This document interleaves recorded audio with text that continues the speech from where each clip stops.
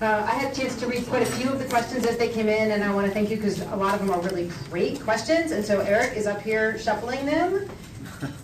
And we're going to, maybe I can, let's see, hey, we're going to, I was trying to get them all facing one direction so we could do blind draw. Yeah, turn them all face down. Because who knows what we're going to get. They're varied. They're on a bunch of different topics, and so, yeah. One late, okay. All right. Question, okay. All right. Also face down. Yeah. We're worried, yeah, it's okay. We were worried that we didn't have enough cards, so we started doing half sheets of paper. So we're just going to include that one in the mix. Oh, that one's on two sides. That's why I got confused. Okay. All right. There we go. Longer question. That's okay. So, yeah, okay. So you're going to hold them out. I'm going to do blind draw. Okay. What do we got? Okay. The question is, I think, specific to you. So maybe pass the mic to, here's the microphone. We're going to pass it to Todd because it's a question for Seneca. And it says, why would Seneca support clear cuts versus selective harvest? And it has in parentheses, it sounds like particularly around addressing invasive species. So clear cuts versus selective harvest in terms of addressing invasive species. Or maybe they're asking you to address invasive species as part of your reply. Okay. Great, thank you. I think it's on. Is it on? Yeah. Oh, yeah. Okay, that's a great question, and I do want to answer that by letting everyone know that we actually employ both clear cuts and selective harvest on our timberlands. So it's not an either-or decision, and I think you'll find that for most landowners. As far as invasive species, unfortunately, landowners across the state of Oregon and other states do face this problem. These are species that were brought in for probably intended purposes that had a very much different result, that being species such as Scotch broom, Himalayan blackberry, gorse, and so forth. So oftentimes these species are difficult, if not impossible, to control through manual means. So we do use targeted applications of herbicides, as well as agencies using the same to help eradicate, to the extent we can, those unwanted species. Thank you. All right, I think we're ready for our next question, since that one was just specific for that panelist. Eyes closed, turning around. What do we got here? Are there any ecological benefits to clear cuts? Who would like to address this first? Yes, Mike to Chandra. So there are, I'm not going to say there are necessarily ecological benefits to clear cuts. There are ecological benefits to having openings in the forest. I had mentioned earlier the early sterile habitat, which can be good for a lot of wildlife species and a diversity of shrubs and hardwoods and smaller trees. Those generally aren't allowed to develop in clear cuts because of the harvest schedule and spraying.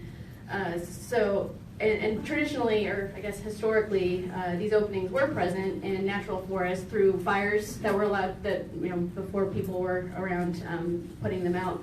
There were fires that burned and created these openings and all the associated benefits. So they are these openings are a natural feature in forested landscapes.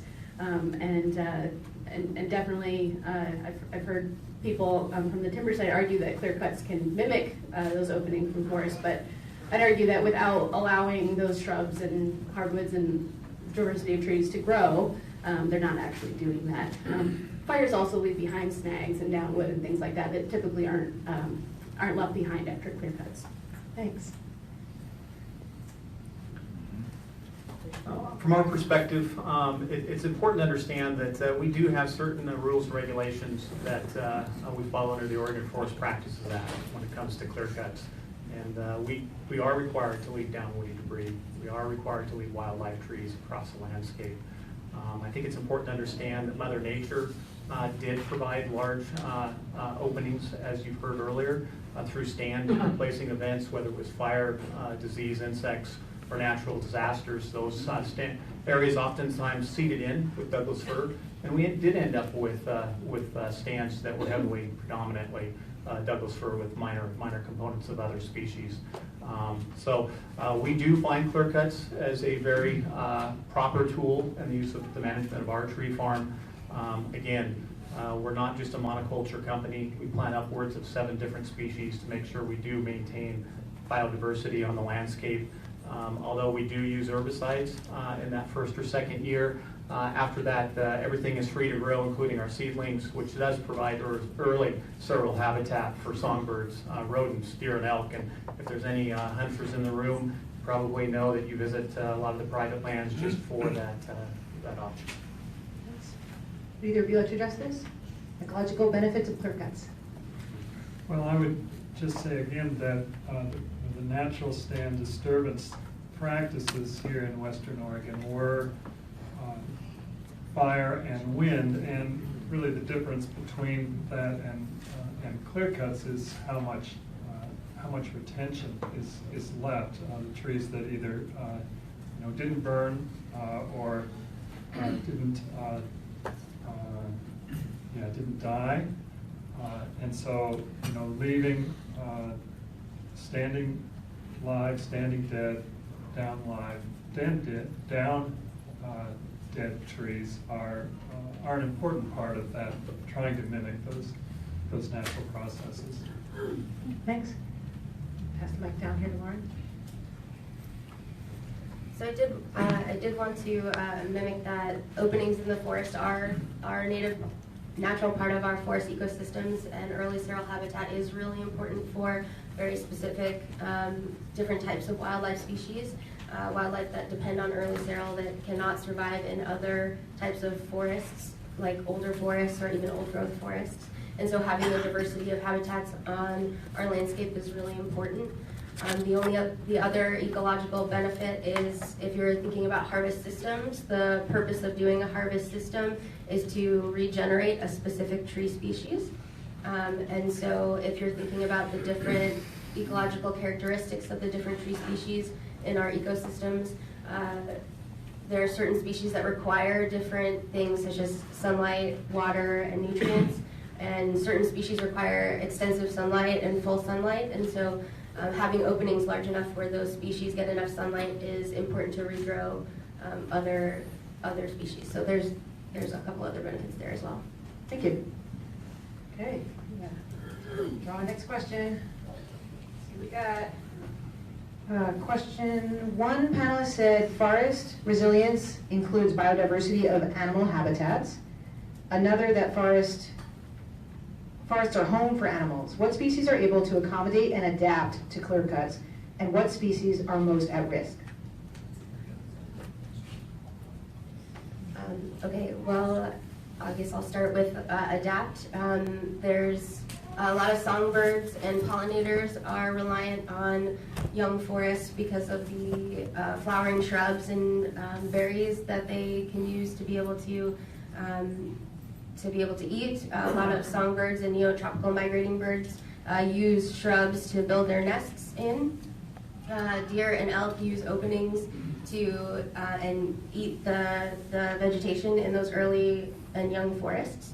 There are some species that rely on old growth. Some of those species include spotted owls, marbled murrelets, and red tree voles that need old forests, and they're typically specialized. There's not a lot of sunlight that gets to the floor. There's not a lot of nutritious plants in old growth forests, and so those species are actually specialized to live within those habitats. It's hard to follow that. Not wanting to repeat what was just mentioned, I do want to add that through time our forests were fragmented. It wasn't one stand of solid old growth, and it wasn't one large clear cut. And I think that is why that everything has survived the way it has.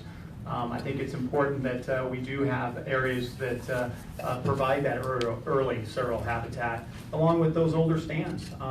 We find species that live in the older stands that use those clearings to hunt and prey within to take back to feed their young, and vice versa. So again, I just want to make sure that everybody remembers that through time we never were one large forested landscape out there, but a very diversified, fragmented landscape that helped our species survive. Anything else? Specific species able to adapt and species at risk? Yeah, so Lauren mentioned that there are species that depend on early seral habitat, and I mentioned them earlier too. But I think it is very important to remember that there are several species that are listed as threatened under the Endangered Species Act that do rely on old growth forest habitat. We don't have many, or maybe a few, just a few species that that rely on early settler habitat. Many wildlife that can adapt to clear cuts, especially, are more generalist species. Whereas a lot of species that are more have more specific habitat requirements rely on old growth forests, and that includes the fragmentation that naturally occurred in those forests and the small disturbances that allowed for snags and downwood and a diversity of tree ages and species that really kind of mix the forest up, and so a lot of species do depend on that diversity within forests, and so animals like the northern spotted owl, of course, depend on this old growth habitat, and they have a really hard time living in a landscape that's fragmented with large patches, like on industrial timberlands. And they also need refugia, safe places that they can go to old growth forests if they have any chance of surviving invasive species like the barred owl. So having those large blocks of old growth forest is very important as well. Nothing to add. Thank you.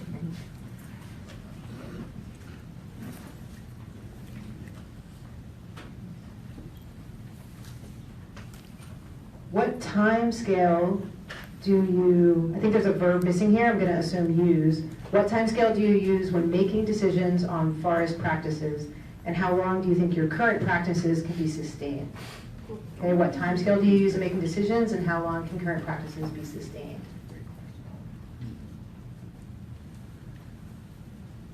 In our management plans, we look at a 10-year period with a 50-year vision, and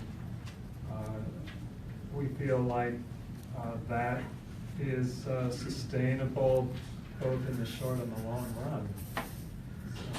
Thank you. Other responses? Yeah, for Seneca, we look at a 50-year planning horizon. So through our modeling efforts, we're able to model the growth and harvest over a 50-year time frame. And that's important to make sure that as we look out over time, that we do maintain that balanced inventory to make sure that we have a sustainable supply of timber, not just in the first year, not in the second year, but in that 50th year. I also think as far as the sustainable practices are concerned, and this may be a little bit off base, but we do operate our lands under the Oregon Forest Practices Act. It was the first of its kind that came into existence in 1971 and really has had 39 major upgrades over that time based on sound science. Yeah, Chandra, anything to add on this? Okay, thanks. Selective forestry that keeps the canopy intact does not convert forests to tree farms with depleted soil and blackberries. Well, you know what, I'm not actually saying a question in this one. I'm gonna pass. Next question. Okay. Well, will they respond to that?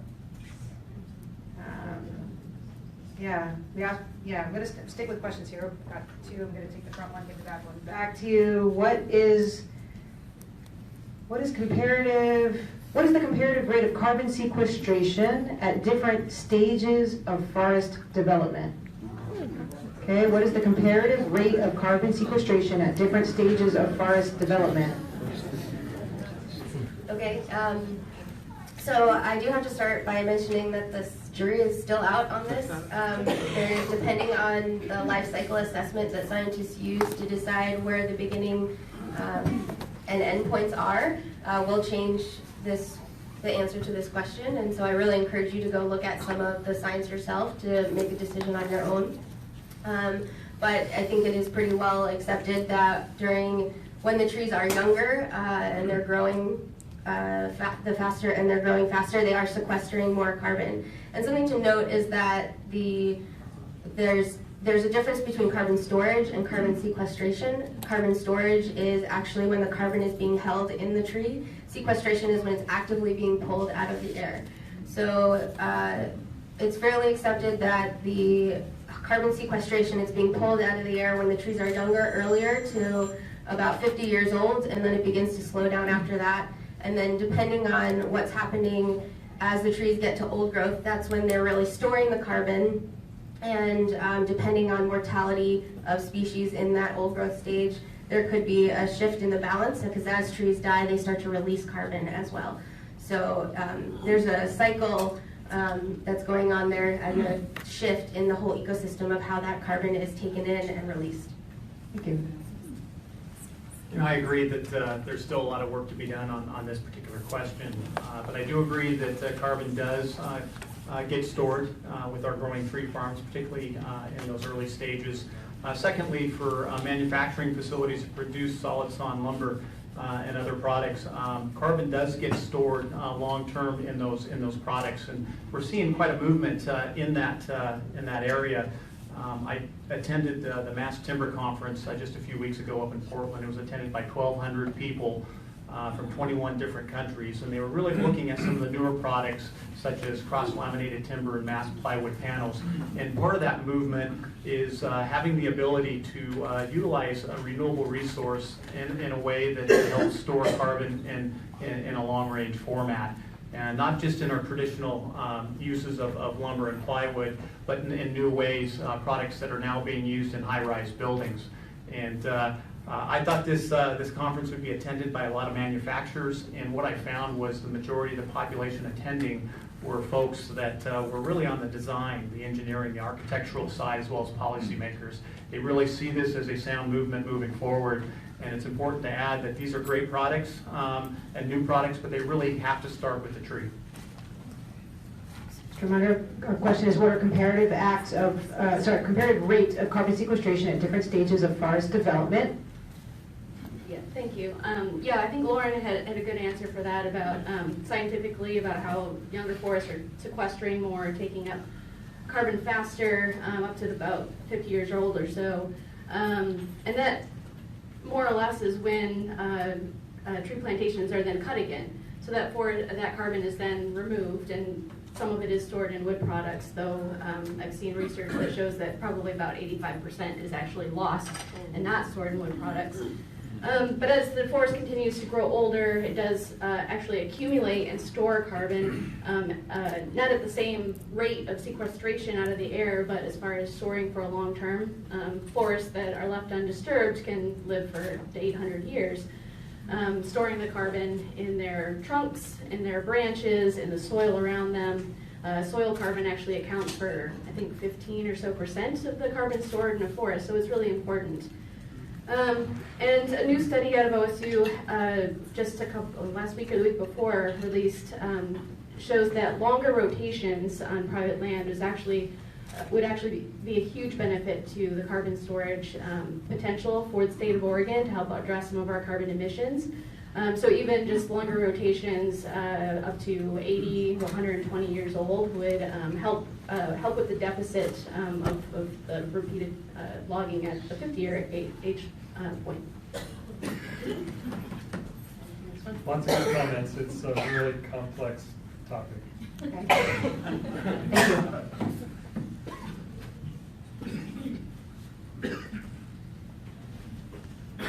Oh, this one is a really good follow-on the other one here. Goes right along with it. We have, what is the ratio of carbon lost to atmosphere to carbon sequestered as a result of current timber industry activities? Yeah. What is the ratio of carbon lost to atmosphere to carbon sequestered? I think it's like how much lost versus how much is sequestered. What's that ratio under current timber industry activities? Question make sense? Looks like there's more on the back. No, that was the earlier draft that they crossed out on. Yeah. Net gain or net loss? Is that a workable? It's kind of what's the ratio of losing it versus sequestering it, I guess, with current practices? Is that a question that you feel like you can address the way it's written? Well, I think that we answered that a bit in the last. Right. Is there anything you would add about that, about the loss of carbon to atmosphere with current practices? No, I think mostly just that as you grow older forests, there's there's more accumulation, up to a point. I think maybe just to add, that the emissions come from a number of sources. It's not just harvesting the trees, but it's also, transportation emissions for, the trucks and all that kind of stuff. So every step along the way, there's some leakage of carbon into the atmosphere through the process of harvesting and producing timber. So that's where the calculations that I've seen come from, is you lose a little bit through every step and end up with about 15% of the forest stored as carbon and wood products. Anything else to add on this one? Oh, Yeah, not being a scientist, I'm not sure I can put an exact ratio to it, but, I tend to think that we're carbon neutral when it comes to practice of forestry, both in the ability to regrow a sustainable resource, as well as store carbon and for the long run in solid sawn wood products. I just wanted to reemphasize that the amount of carbon gained or lost scientists are still deciding that, and it is still based on life assessment of the product. So I really encourage you to go out and look at the research that's been done and look for yourself to decide.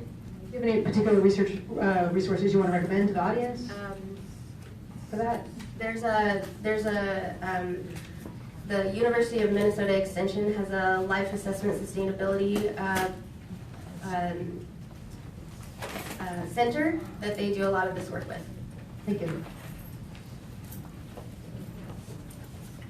Here. What resources will or are being allocated to researching alternatives to herbicide? Purely natural organic solutions rather than chemical, and it says all panels, so they're hoping that all of you will be willing to address this question. So what resources will or will be allocated or are being allocated to researching alternatives to herbicide to have purely natural organic solutions rather than chemical solutions? Yeah. So kind of looking for natural organic solutions that can replace herbicides to kind of meet, it looks like that, trying to meet the same goal of vegetation, So I personally am unfamiliar with research being done on alternatives. I know that there is research that's done on integrated pest management. And so again, that using of different tools to be able to reach your pest management goals. So, I too am unaware of any programs out there, but I would hope that our universities would possibly look into that at some point.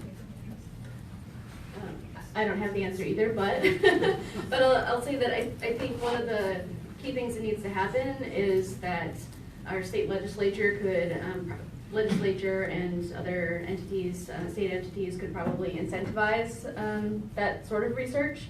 There's a lot of there's a lot that the legislature can do and the Department of Forestry can do to, well, maybe there's not a lot they can do. there are ways that there could be incentives and demand from the public, from industry who are interested in alternatives to chemical herbicides and pesticides that this research takes place. So I would just encourage contacting the relevant agencies to ask for that.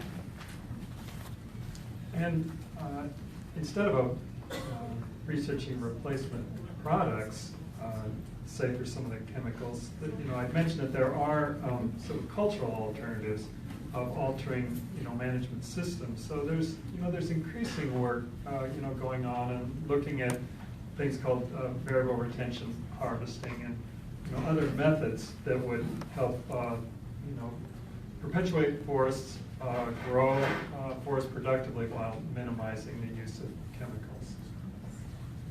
Thanks.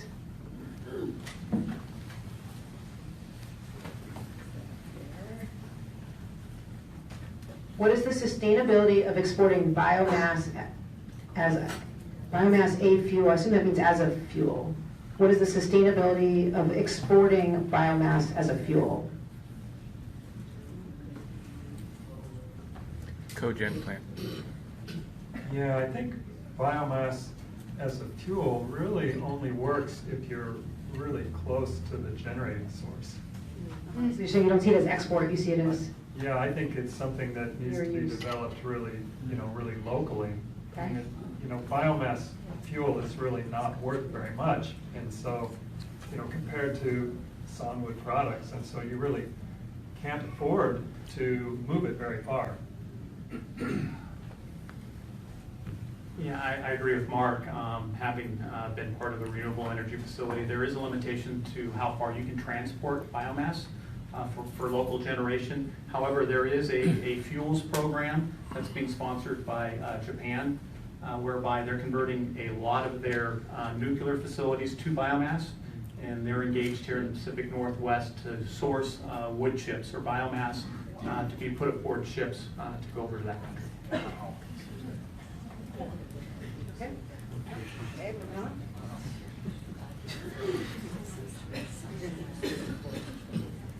What have been the effects of the change in ownership from small local owners to large investor-centered ownership?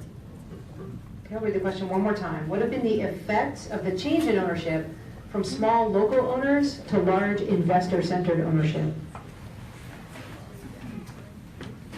So one of the major changes, I think, are landowner objectives, and so the reason why certain people own land and sort of what their objectives are for the way that they manage the land, I see is one of the biggest differences.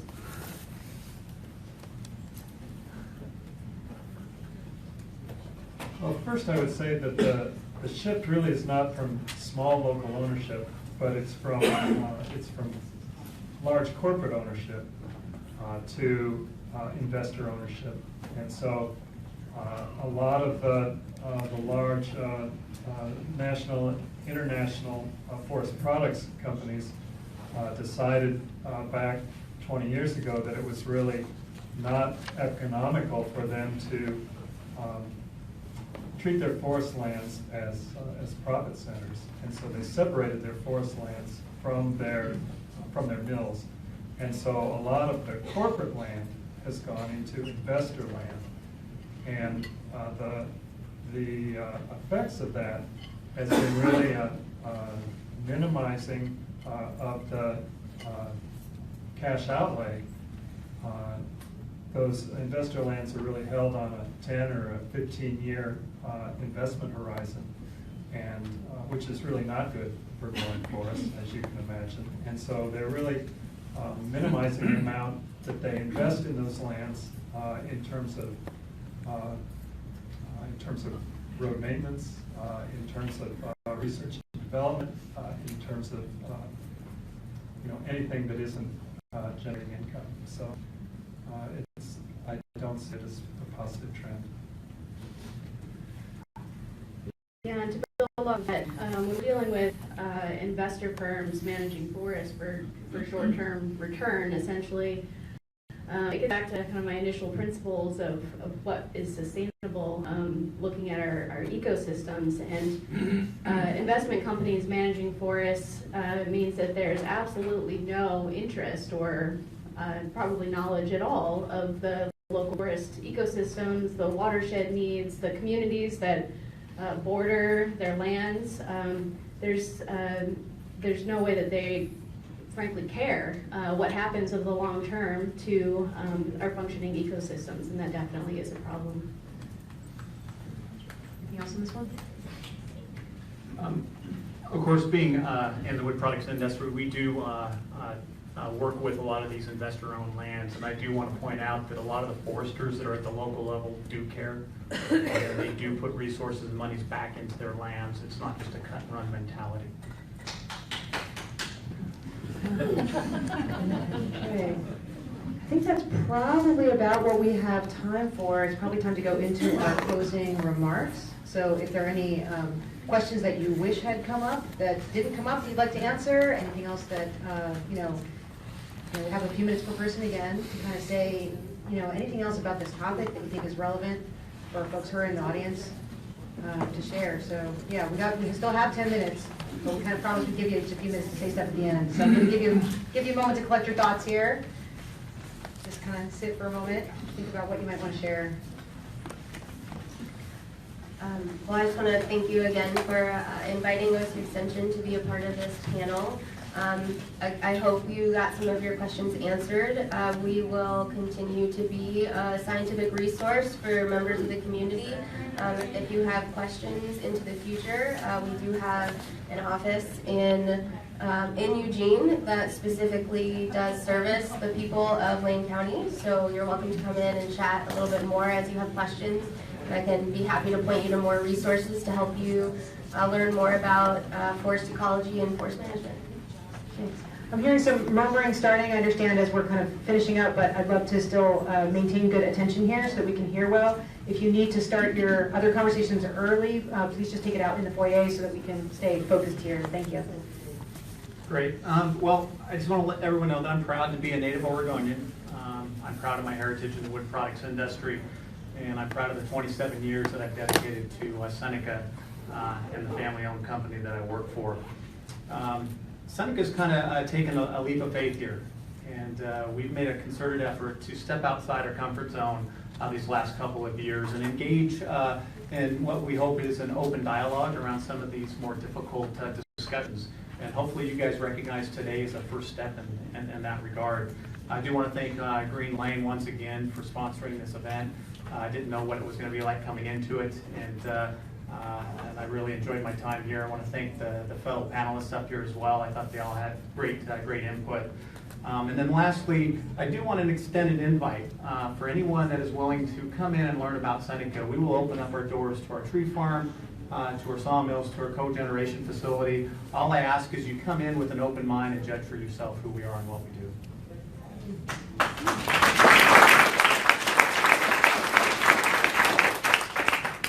Thanks.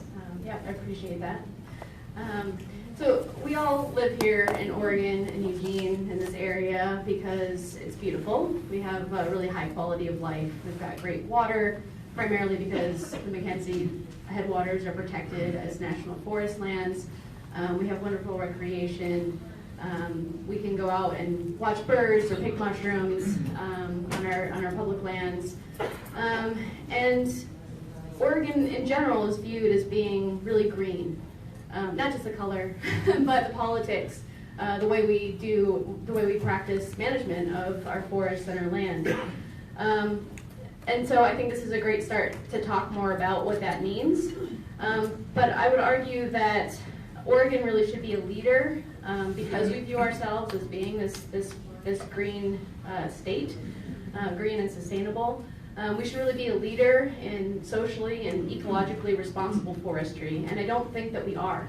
Todd mentioned that the Oregon Forest Practices Act has been revised numerous times, which is true, since 1970, but there's still a long way to go before we can, in my mind, see those laws facilitating real ecologically based forestry. So, the people have a say in the laws of the state, and I think there's been increasing interest in changing laws about aerial spraying, for example. And I think it's a great thing to keep this conversation going and to take it through the appropriate channels of engaging with your state legislators, national, federal legislators, and talking to each other about what we all can do to seek a more ecologically functioning forests and watersheds around us. Right now, I feel like we are the lowest common denominator in the region for some of the practices that I see and am concerned about, and I think we deserve better and have a chance to do better here. So I'll be happy to help facilitate that through Oregon Wild's work. Thank you.